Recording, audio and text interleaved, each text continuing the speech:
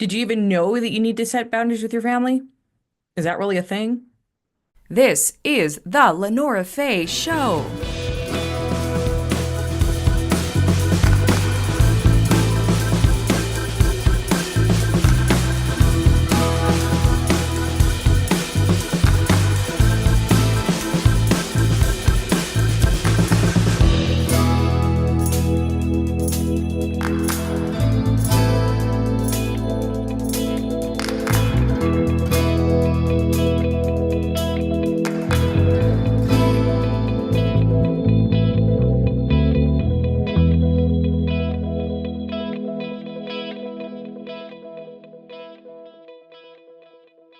Hello, and welcome to this episode called Boundaries. Protect your peace or lose it. There are going to be several parts to this boundaries episode. This particular one is about setting boundaries with family. Is it important? Do we have to do it?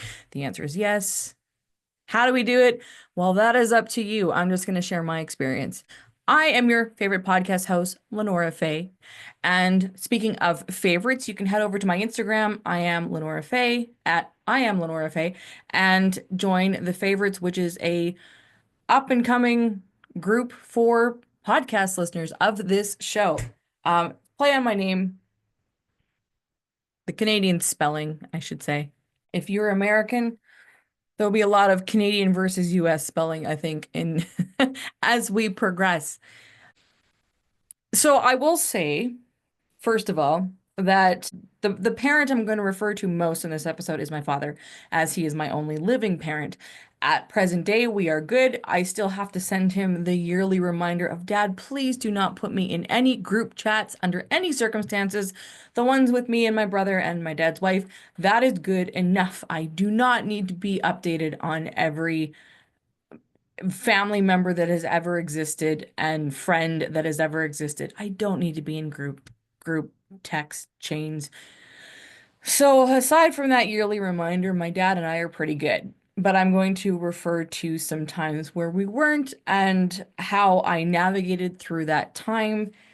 Because as I have lived this long and interesting life and have met many wonderful people, we all have these things in common called families, and some require more boundaries than others. So, speaking of, a few months ago, I did an Instagram poll and asked where people struggle the most with setting boundaries.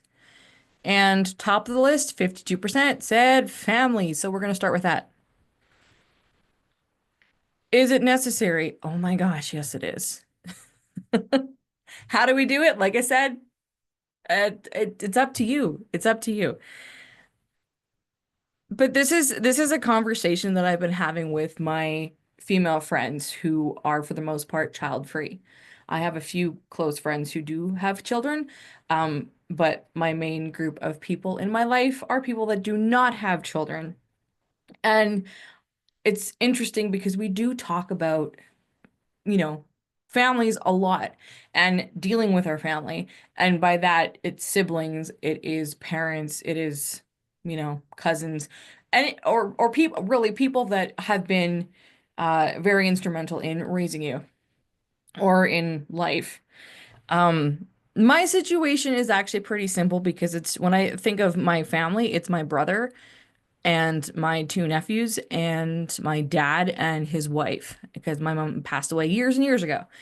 So it's relatively small. I don't have, like, I actually have a large extended family on my dad's side, and but none of them, no one I really interact with on a regular basis. So I don't feel like the boundary conversation will go that far.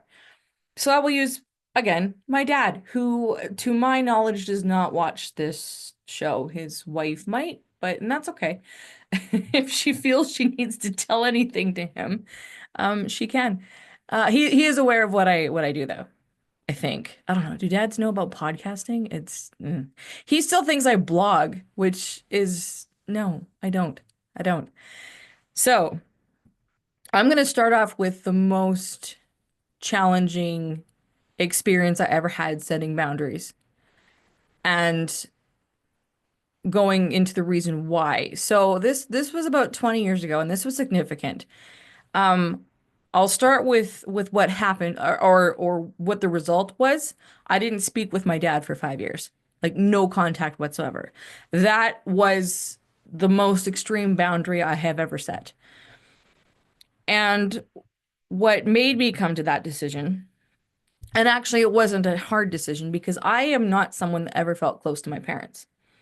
Not naturally. I feel a close bond naturally with my brother, who is younger than I am, but I never felt a close connection to my parents. And my mother died shortly after my 22nd birthday. And during that time, navigating my dad, like I wasn't living at home. I had my own life. I was teaching violin full time. I was a performer, a violinist. I had my my professional life pretty solid at that point. Didn't have much of a social life, but I was really focused on career at that time. And my mother passes, and there was this weird thing where I kind of had to stop being a daughter because my dad needed someone to talk to. And my mom had been ill for a very long time.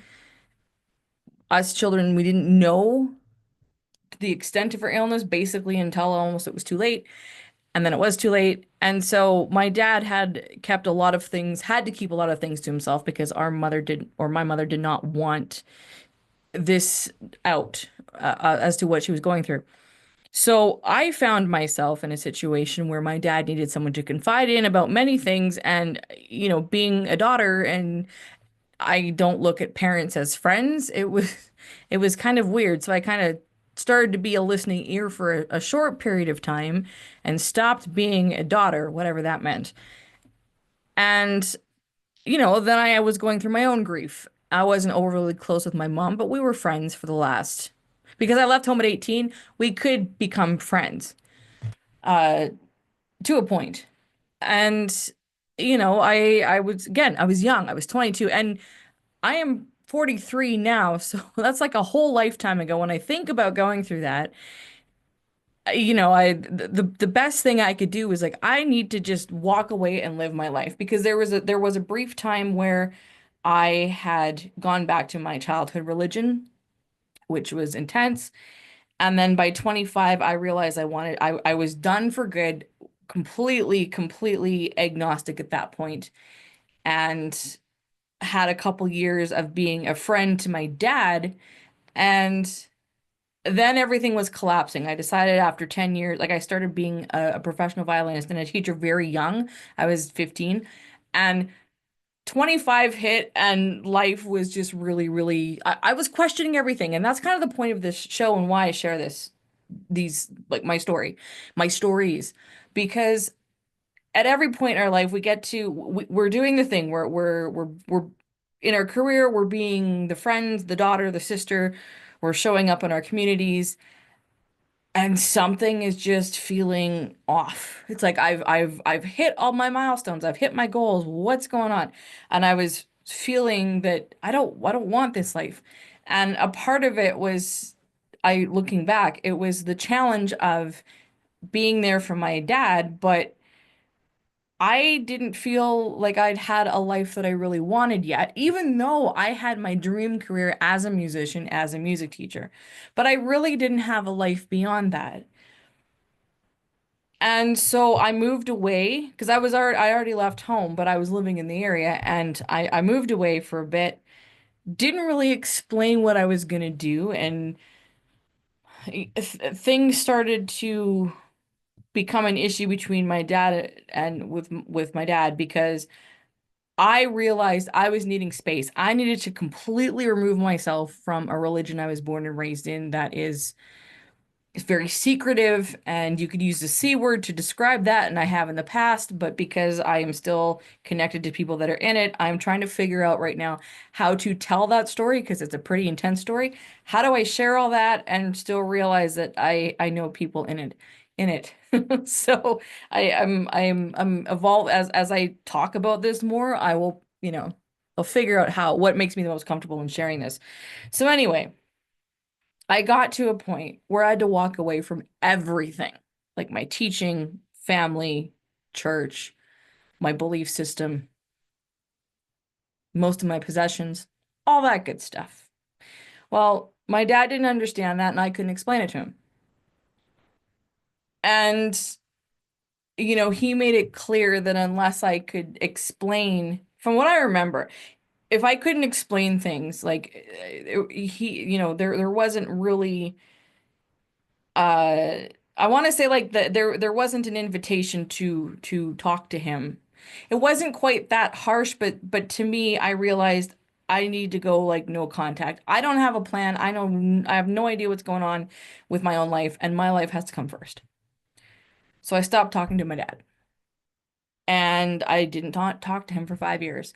I think there were a couple times when my nephews were born, at least one of them was born, that I did see him. No, my nephew, okay, when my second nephew was born, there were a couple of family things where I went and saw him, but we didn't chat. And after slowly reintegrating, we didn't hang out much. It just kind of naturally evolved. And I was totally fine with never speaking to him again because I did that to my parents before as a teenager. And now that I think about it, there have been so many times, like as a child, I did not want to speak with my parents. And with the help of a family therapist, I lived at home for a year and did not speak to my parents while I was running a teaching business in my parents' basement. So I have a history of saying, no, I'm not, I'm like, there's no communication. I can't do this. So that's the gist of it. But here's the thing. I have a good relationship with my dad where we can communicate now. And we have talked about many things that we either agree or disagree on. And it does not matter our stance, there is respect there. And I believe the reason it happened is because I took the time and the effort to myself to step away, to end contact. That's what I knew how to do at the time. And I'm so glad I did that because every time something comes up where I feel obligated to do something, and I don't come from a family that has traditions for holidays because we weren't allowed to celebrate Christmas due to religion. We didn't celebrate a lot of things. So I have no formative years of, okay, it's Thanksgiving, it's Easter, it's Halloween, it's whatever. Uh, you know, it, it doesn't really matter. I can do something or I don't have to do it or I don't have to do anything. It doesn't bother me. So I don't feel obligated to show up to anything family-wise, which may be a challenge when I eventually get into a relationship with someone that does. And I will have to explain that a bit, but that'll be another podcast episode. But my point is, it was not a challenge for me. Honestly, it truly wasn't a challenge for me to step away from family. Now, I would think that this would be all I would have to say on this matter. However, I know my audience. I know there are many of you for cultural reasons that almost seems like an impossibility. So I will say this many times throughout this show that this is not a how-to. I'm not interviewing people on how to deal with things. I'm not offering advice on how to deal with things. I'm just sharing my experiences and how I navigated it. Because the point is I want you to figure out or feel like you can give yourself space, even if you don't know what to do with this right now, with family specifically, whether it's a parent or a sibling or a cousin or, whatever, niece, nephew, and you feel like you know what? Let me back up a bit. You may even feel like that you have to you want to set a boundary, but you don't think you can, or you don't even know that you need to because you're just so used to dealing with them. And that's kind of where maybe I wanted to bring this story to is that moment when you're like, wait, I don't want to interact with this person anymore, family wise, right? But because there's this expectation in society that family is everything, that family is the most important thing.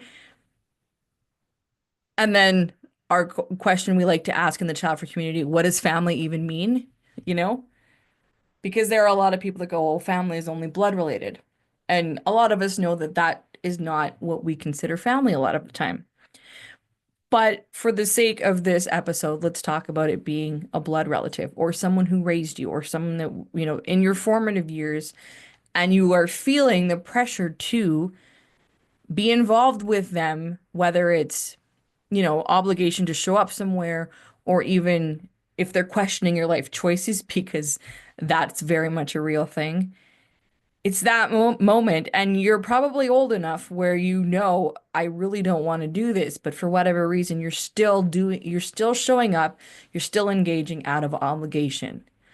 And that is a tough thing to navigate. And even I had again, I don't have as tough a time, but I understand that feeling because the other day when I sent my dad a reminder because he put me in a group text with a whole bunch of aunts who I love, but I don't need update. I don't want to be a part of that. It was for nothing I was part of a conversation with. I don't know, maybe it was an accident, but I sent him a text and I said, Dad, please do not don't put me in group texts.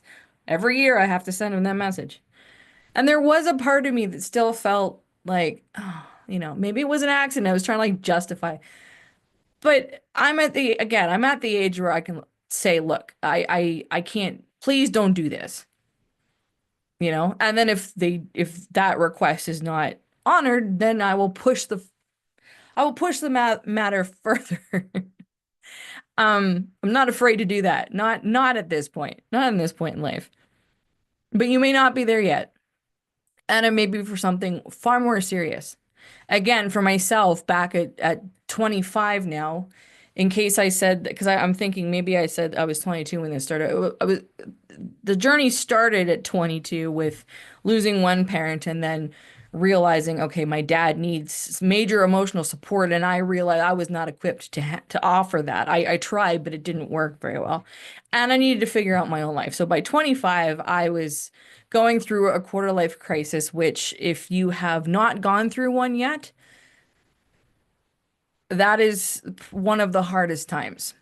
And I'll talk about that in another episode, or maybe I have in the past. But either way, my condolences. It's challenging. You'll get through it, but it's rough. It's rough. And then you go through another one later.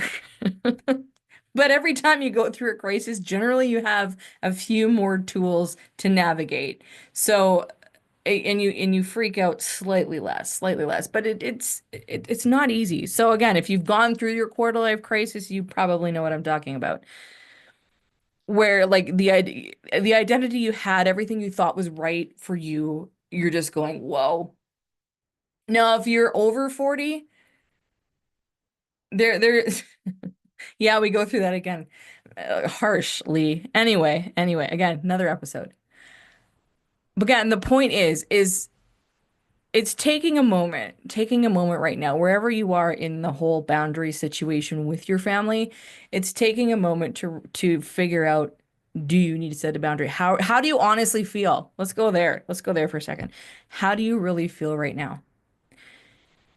If the person, if the, you know that there's someone bothering you in the back of your mind, you're kind of in defense mode, right? Now, again, whoever's listening right now, you know who I'm referring to because there will be somebody where in the back of your mind you're kind of bracing for the next interaction or you're trying to figure out how to avoid or whatever. And you know who that person is. And it's that moment because it's so easy to shove that off to the side or gloss over and go, that's okay. I only have to see them for 3 hours. I don't have to be around them a lot, but just the thought of them makes you feel exhausted. And then after you've done the interaction, you've come home and you've maybe replayed the conversation going, oh, I should have said this. I should have said this. That is, again, very real feeling. And again, when I think back to that time in my 20s, the only thing I could truly do because I didn't know how to say anything. I did not know how to say anything to my dad especially when it came to walking away from a childhood religion that my dad is so invested in that community, even to this day. But at the time, it was very wrong to leave. And I didn't realize that's what was going to happen, but it happened really quick for me.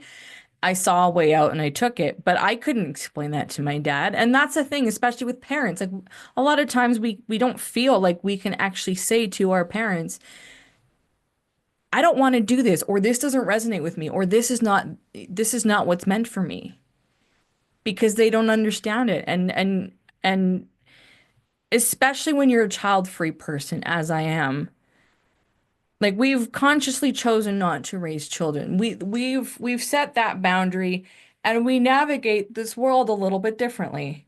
And it's not because family isn't important. Now, to some, blood family means nothing. And I understand that and I respect that. But for those that do feel a connection and that do feel guilt and feel the obligation piece is the one that's the challenging for me. I rarely feel guilty about things, but the obligation, again, even though I'm not like fully immersed in anything, I just that I have to check myself. I'm like, well, okay, I feel obligated to do this. Uh, I'll give you an example, recent example. Father's Day. Just at the time of this recording, we've had Father's Day here in Canada.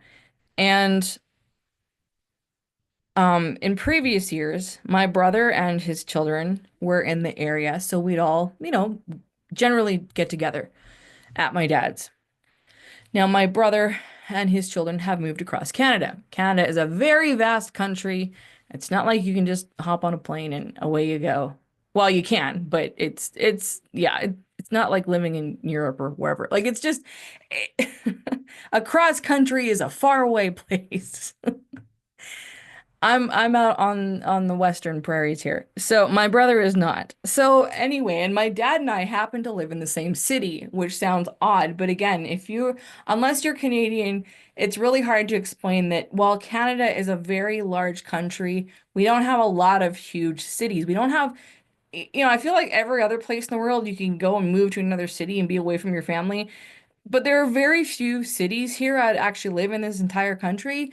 And the one I live in is the one I can afford quite decently. And it's, 1.7 million people or something like that. So it's like one of the top cities in Canada.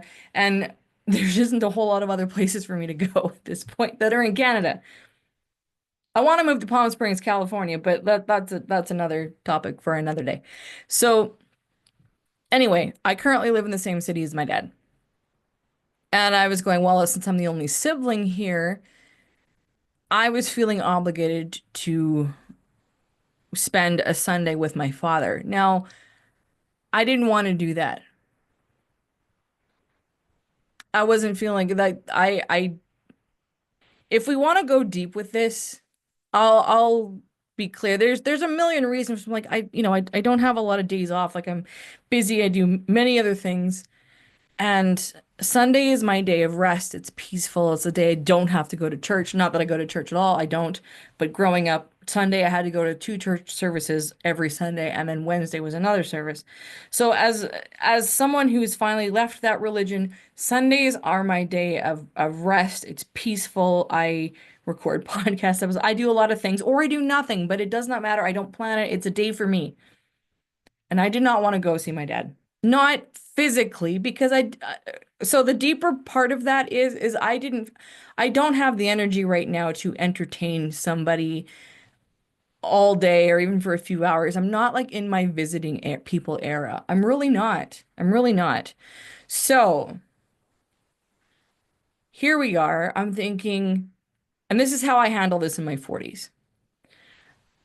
I was thinking, all right, I do want to celebrate my father, you know. Normally I would go if we were having my brother and my nephews there because then I wouldn't be like the focus per se. I wouldn't have to explain anything. I could just show up and bring whatever and, just listen to everyone chat and I could just be quiet. And I'm a chatty person, so that seems odd, but I am not in my here's what I'm doing. I'm not giving people updates in my life. I'm not saying, "Hey, I'm doing this. This is what happened. Don't ask me stuff. I'm not going to tell you." This is where I'm at right now. It's just, again, if you are over 40, you'll totally understand what I mean. If you're not there yet, it's coming. It's coming. So I thought, what can I do to honor my dad on Father's Day where I can show up with great energy and I feel it will make my dad happy? So I texted my brother and I said, "Hey, do you want to do a family Zoom call?" I said, "I don't feel it." And I told him, I mean, my brother and I are very open with each other. So I have no problem sharing. I said, "I don't feel like going to see dad, but I think it'd be nice if like he could see all of our faces because he hasn't seen my brother now in a year." So I'm like, "Do you want to do that?" He's like, "Yeah, sure." So that's what we did. We had a family Zoom call and it was really nice. And on the day of the family Zoom call, I had a headache anyway, so I wouldn't have been going anywhere. And my dad had a cold. So it was great. We were all in our houses and I saw my dad's cats and my dad's wife, who's very lovely, and we all chatted and it was good. And so I share that story because I recognized I can't bring that energy to show up and be the daughter on Father's Day the way my dad would probably think I would. Not because he would expect it, but that's how he knows me. And you just go phases in life where you're just not, you're evolving. You're not the same person you were a few years ago, right? None of us are, if we're really honest about it, and nor do we want to be. So so it was good because my dad was happy he got to hear everybody's voice, see everyone's faces, and we got to laugh and whatever and talk about stuff, and I was comfortable in my house here, and like it was nice. And dad was satisfied, and besides he would have had a cold, he had a cold that day, and it's not like he would want a lot of people, it would not be a good idea for a lot of people to be around anyway, so it all worked out. But I think the moral of the story is when you realize that the boundaries are necessary and but you don't know how to start that, you just got to be honest with yourself first. Because like I said, I can't tell you how to set boundaries with people. We're gonna talk about workplace and social in the next episodes because those were the other ones on the list. But family was the 52% result as of my from my survey on Instagram. 52% of you guys said that you struggled the most with setting boundaries with family because there's such an obligation. Oh my gosh, there's such an obligation. And I really, really wish that society would stop. I mean, we talk about pronatalism, again, I'm not active in the child-free community anymore the way I used to be. I'll always advocate for it. And in this show, I will talk about, various child-free things, but there will always be an element of child-free in every episode because I am a child-free woman and we do operate from a different place, different energy. And those of us who are child-free generally have a stronger stance on we need to have space from family for a reason. Not because well, some families are bad, I'm not saying mine is. But for your own peace of mind, for your own sanity, if you are feeling that sense of obligation and you're acting from the sense of obligation, my opinion, if I do that, it's not really from a true place. Let's say I decided to go show up, to my dad's because I felt obligated to. I'd be exhausted, and quite honestly, I'd be grumpy, and I would try my best not to be. But at this point, I don't hide my feelings. I try to figure out what's the best way for me to honor somebody or to show up for somebody or be there for somebody in whatever way they feel they need it, but in a way that's not going to completely drain me and pull me away from other things that are equally or maybe slightly more important. And I'm not saying that everything has to be more important than family, but let's be honest, sometimes it is, or maybe all the time it is. It really doesn't matter. And I think that honestly, that's why I like to talk about these things because it's hard for people to be real about this. And if you're watching this, I'm guessing that you feel a lot of obligation when it comes to family and you don't know how to deal with it, or you do to a point, but you want to keep working on it. So all I'm doing here is just encouraging you to keep working on finding a way where you can navigate the boundary thing. Recognize just to yourself, you don't have to tell anybody else that you're setting boundaries. just tell it to yourself first because that's where ideas come, right? Because again, people can offer suggestions and advice and opinions, and sometimes you can't tell people that you're struggling with that, you know? And so I'll just say if that is a challenge, which at least 52% of you that were on that Instagram poll say it is, you know, just sit with yourself for a second and go, all right, what do I feel comfortable doing when it comes to family and showing up? Like what's the problem? What's bothering me? Find out what's bothering you. You don't have to tell anybody anything, but start with just talking to yourself about it. Because I am happy that now my dad and I have a good relationship. Again, boundaries are in place. I don't run things by him. I see him not all the time. I make an effort to like we have family day here in Alberta in the Canadian prairies. It's in February. And I that was it. That was a Monday holiday and I had nothing planned and I had actually I had come off of a 2-day bachelorette party. Not my own bachelorette party, but somebody else's.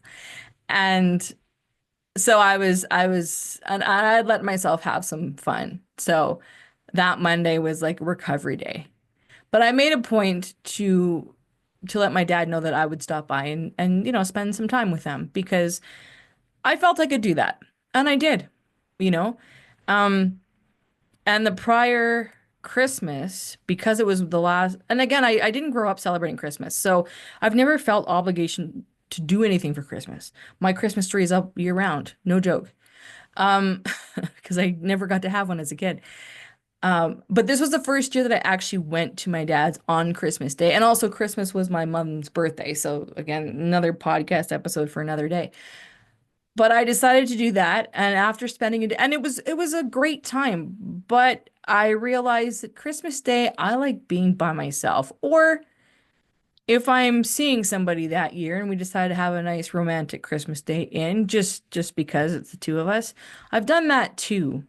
But I don't like to do anything with family necessarily on Christmas Day because I don't celebrate it that way. I never did as a kid, and it's a peaceful day that I want to just kind of be by myself. So this year I'm not going to do that, you know? Fingers crossed that I am seeing somebody that we will have like a fun romantic Christmas day. I'm open for that. But other than that, I'm not gonna do a family Christmas thing because I don't want to. And I'm not afraid to say that if I have to. So I think I'll end it there. And I hope that you just give yourself some time to think about how you would like to show up with the family member or family members that are bothering you or that you feel or that you need to set boundaries with. It's not easy. It's often complicated. Again, society and family like to pressure that they are the most important thing. And there is some truth to that, but there is also truth to boundaries need to be set, you know? And if you don't feel like you're being listened to by your family, it's again, I have no solution for that, and I'm not here to offer solutions. But sometimes you just need to look at that and say it to yourself, like, I'm not okay with this. I'm not okay with this. What can I do? I do that. That's the advice I'll offer. Say that to yourself. Write it down. Just acknowledge it. Just acknowledge it and then see what happens. All right. So, that will be the end for this episode of Boundaries, Protect Your Peace or Lose It, Family Edition. There will be some more episodes coming regarding different boundary setting in the workplace and other things. But for now, we will end it here. If you want to follow me on Instagram, you can. I am at Lenore. No, this is confusing to say. My Instagram handle is at I am Lenora Faye. And then you'll see the group, the favorites. I'll put it on. If you're watching this, you'll see. I'll spell it out for you because it's a play on my name. Therefore, I'm allowed to say I am your favorite podcast host, Lenora Faye, because when you see it spelled, you'll get it. If you are listening to this on Spotify, Apple, or any other place, there should be links below where you can join if you feel so inclined. You can also please like, share, and subscribe. And we are going to grow this show. I have a specific vision for it. Again, this will be a solo podcast. I will not be interviewing people. I will not have co-hosts. And I am going to be using my personal life experiences to talk about the subjects that we all go through. Whether you are female, male, non-binary, wherever you come from in the world, however you identify, I'm a walking multi-demographic myself. So there's a lot of things I have to say about a lot of different things. But the whole point is to give space to think and to explore what's beyond your current life, because that's very much where I'm at. And I've always been like that. And I share because it's just an open invitation for you to look at yourself, and not that you have to fix anything, but you know that there's other things you want to do in life. And you sometimes need to work through stuff to give yourself permission. And so I hope that, I can entertain you and inspire you to look at what you want to do, and you'll be able to figure it out. So, with that, I will end the show. Thank you so much for listening, and we'll chat again soon.